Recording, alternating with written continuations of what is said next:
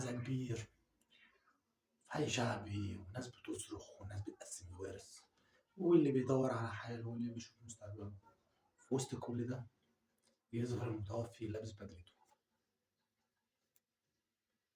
عم رمضان إنتاج كبير، كان معاه صديقه دكتور صاحبه من زمان، شايف أحوال عيلته مش أحسن حاجة، كل واحد بينتش من حتة وكل واحد بيعمل من حتة. قال لك أعمل اختبار بمساعدة صاحبه الدكتور.